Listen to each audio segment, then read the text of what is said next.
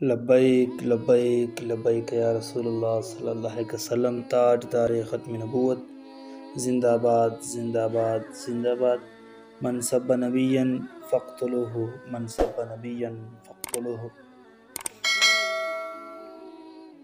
اگر ملک ہاتھوں سے جاتا ہے جائے، اگر ملک ہاتھوں سے جاتا ہے جائیں، تو احکام حق سے نہ کر بے وفائی۔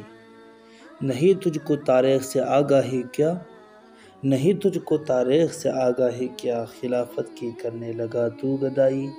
خریدے نہ ہم جس کو اپنے لہو سے، مسلمان کو ہے ننگو پادشاہی۔ علامہ اقبال رحمۃ اللہ تعالی جو مصور پاکستان ہیں، انہوں نے یہ پیغام دیا ہے، اگر ملک ہاتھوں سے جاتا ہے جائے۔ آج لوگ ٹی وی پہ بیٹھ کر باتیں کرنے لگتے ہیں کہ ہم اگر فرانس کے ساتھ تعلقات ختم کرتے ہیں تو یہ ہوگا وہ ہوگا، پاکستان بلیک لسٹ میں چلا جائے گا، یہ ہوگا وہ ہوگا۔ فرانس کے ساتھ ہم اگر سرکاری سطح پہ تعلقات ختم کریں گے تو سارے کفار مل کر ہمارے ساتھ تعلقات ختم کریں گے، تو پھر ہمارا تجارتی کام کیسے چلے گا، یہ ہوگا وہ ہوگا۔ تو میں ان کے لیے علامہ اقبال کے ہی ایک شعر ہی بتاتا ہوں، وہی مصور پاکستان جس نے ہمیں پاکستان کا تصور پیش کیا تھا۔ وہ فرماتے ہیں، اگر ملک ہاتھوں سے جاتا ہے جائے، اگر ملک ہاتھوں سے جاتا ہے جائے، تو احکام حق سے نہ کر بے وفائی۔ اگر ملک ہاتھوں سے جاتا ہے جائیں، تو احکام حق سے نہ کر بے وفائی۔ اے کمینوں، ہم آپ کو بتا رہے ہیں، جو چاہو ستم کر لو اور بھی کھل کھیلو، جو چاہو ستم کر لو اور بھی کھل کھیلو، کہ ہم سے قسم لے لو کی ہو جو شکایت۔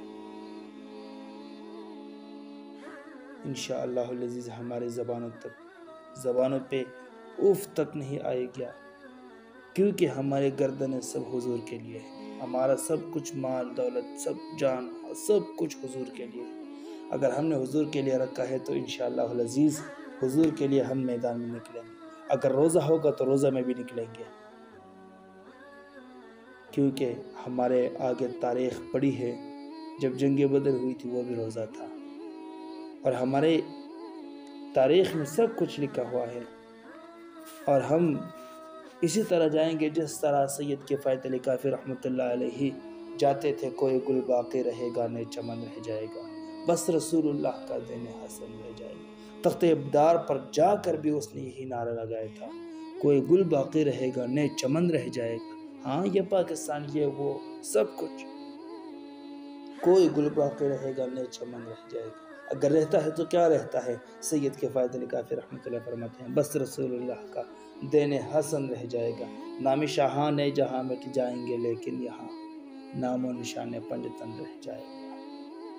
جو پڑے گا صاحب لولا کے اوپر درود، آگ سے محفوظ اس کا تن بدن رہ جائے گا۔ اطلس و کم خواب کی پوشاک پہ ناز نہ ہو، حکومت ونڈو اپنے اس طاقت پہ غرور نہ کرو۔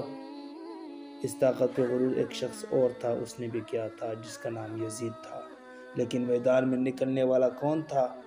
امام حسین تھا۔ آج بھی ان یزیدوں کے خلاف اگر جو اٹھا تھا وہ ہے خادم حسین کا۔ اس کے جانے کے بعد یہ نہیں ہوا کہ مسلمانوں نے خادم حسین رضوی رحمۃ اللہ تعالی کو دفن کر کے سب کچھ دفن کیا، نہیں، وہ مشن آج بھی ہے، آج بھی ہے وہی مشن۔ اگر ان لٹیروں نے، ان غداروں نے معاہدے سے ہٹ درمی کر کے ہمارے قائد محترم امیر محترم کو اگر گرفتار کیا ہے، تو یہ کیا سمجھتے ہیں کہ لبیک والے ڈر جائیں گے؟ ہم ڈرنے والے نہیں ہیں۔